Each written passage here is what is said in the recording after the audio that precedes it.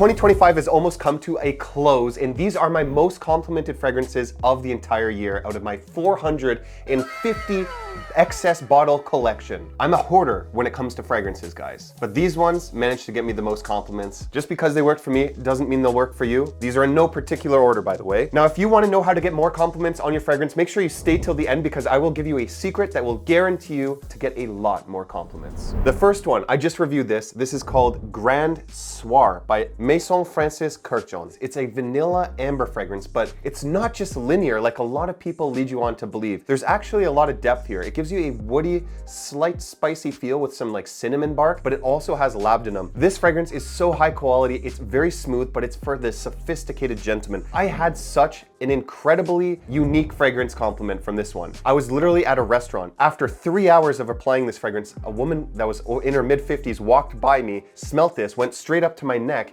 and literally could not stop complimenting me. It was the only thing that she was concentrated on for the rest of the time she was at that restaurant. It's very strange. I've never had a reaction like that, but I gotta say, I will always remember that when I think of Grand Soir. That was the most insane compliment I've ever gotten. She was asking the server, talking about it to her friend for like 30 minutes, needed to know the name of it. Admittedly, this is kind of unisex, but leans masculine. So, hey guys, you know, sometimes just because I get a compliment on this one doesn't mean you will.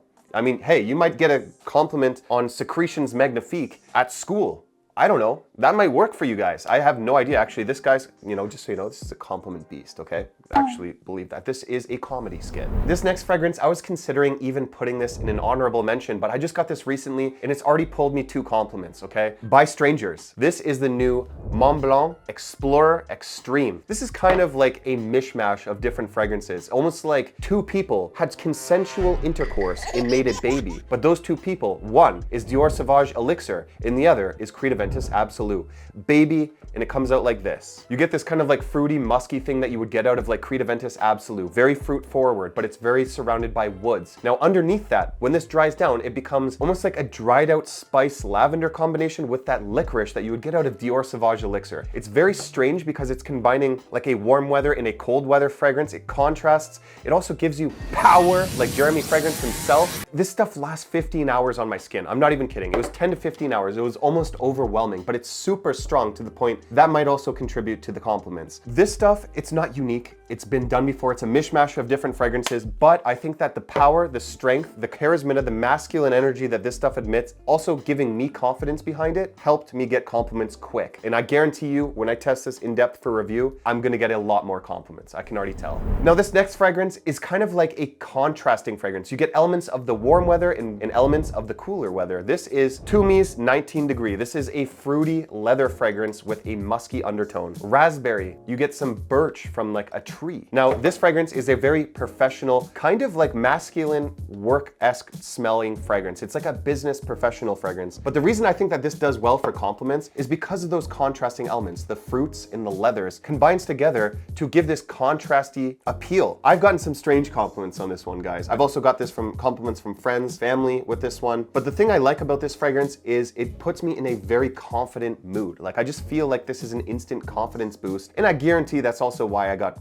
complimented on this fragrance, okay? But if you do want compliments on a daily driver, kind of like Tumi's 19 Degree, you could always check out Dior Homme Sport. This is one of the most complimented fragrances in my entire collection, and I'm not saying that lightly, okay? I was at a suit shop and someone stopped dead in their tracks to ask me what this fragrance is. That was last year, but I've gotten still some compliments this year. And I know, look, the dent is not that deep on this fragrance, but every time I revisit this one, it makes me confident and I pull compliments while I wear it. And honestly, I don't know what to tell you guys. It's simple. It's kind of not the most complex thing, but it just works. This is citrus, woods, musk, a little bit of aldehydic feel, and fresh spice from pink pepper. It's very masculine, very professional. You could wear it any time of the year. It definitely leans towards more warm weather in my opinion, just because of some of the citrus on the top. This stuff is great, okay? Fantastic. It's not just a sports fragrance like the name will imply.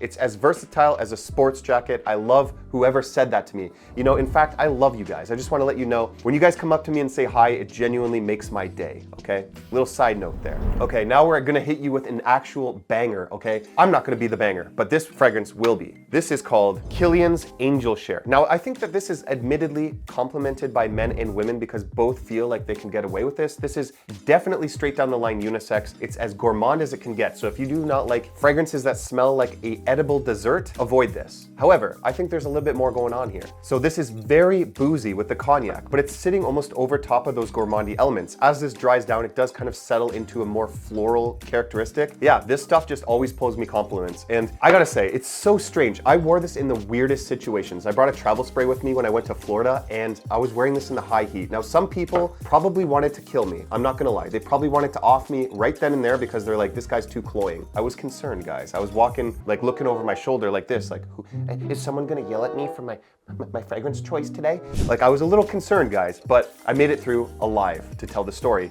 And you don't always have to match the weather with your fragrance, guys. It doesn't have to be that OCD. I'm extremely OCD with my fragrance choices because I look for different situations to wear them in, but you don't have to be like me.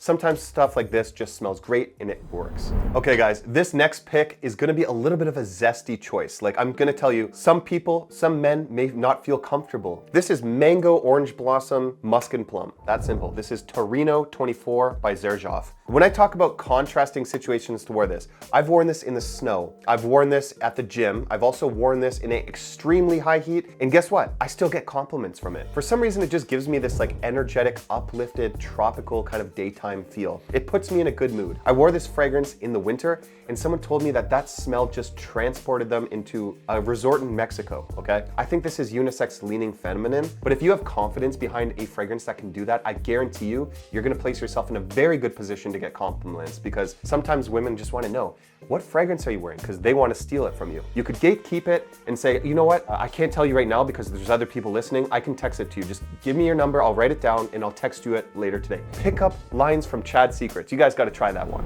Okay, this next fragrance will probably get my membership from fragrance community completely canceled. I literally lose aura every single time I mention this fragrance for some reason, but this is Dior Sauvage Eau de Parfum. Now, why do I think that this one works the best for compliments? It's actually the perfect balance because the EDT gives you more brightness. It's more citrusy and peppery. This one smooths out a little of the pepper, loses some of the brightness, adds vanilla. It's a little bit deeper, it's a little bit less strong projecting, but it lasts a little bit longer. This one's a balance of all of them. You get brightness from the EDT, but also darkness from the parfum. Perfect mid-ground. Dior Sauvage just works. It sells for a reason. I don't care what anyone says online. I don't care, you know, if I do lose my membership to FragCom because, hey, what does that mean anyway? I just like to talk about my opinion on fragrances online. I genuinely don't care what anyone thinks. I just talk about my opinions here. This sells for a reason. It's complimented for a reason. I guarantee you, D-bags are wearing the 15 most popular men's fragrances of all time. They're just wearing those ones. And they're wearing them into situations where D-bags hang out, clubs, bars. So that's why you're familiarizing yourself with D-bag when you smell a popular fragrance. D-bags wear this one, D-bags wear Chanel, D-bags wear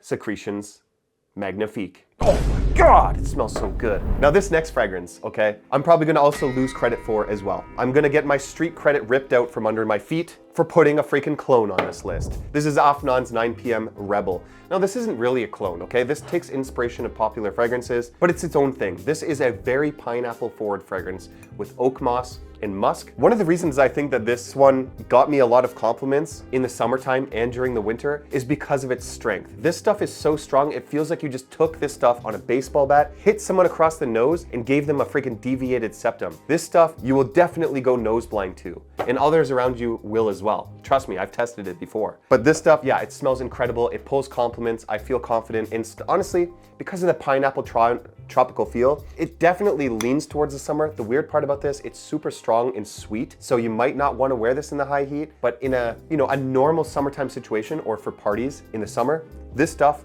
has worked amazingly for me, and it definitely, because it got me compliments, it definitely changed my mind on this fragrance as well. Now, another fragrance that kind of gives off a little bit of a tropical feel, definitely gets comparisons to this one here, which is Dior Sauvage. This is called Gisada's Ambassador. Gisada's Ambassador does get some similarities to Sauvage in its scent profile of what it does, but I don't think they smell anything alike. Because this has mango in it, it has a little bit of pepper, lavender combination, some vanilla, it's creamy, it's syrupy, almost in the mango that it's giving. But this honestly is great because it's like a signature scent all year round for someone that likes sweet fragrances. It's very well balanced. The perfumery is done really well. I've worn this one casually in the winter and summer. I couldn't really figure it out at first. Like, I think I definitely prefer this in like the fall and winter time, but it does give that tropical feel. It will allow you to contrast the situation, but also complement. It does smell tropical, but it also is syrupy, it's sweet, it's seductive, it's almost gourmand. You might spray this one on and someone might want to cannibalize you. Like, so be careful. Always walk around and look over your shoulder, okay? Because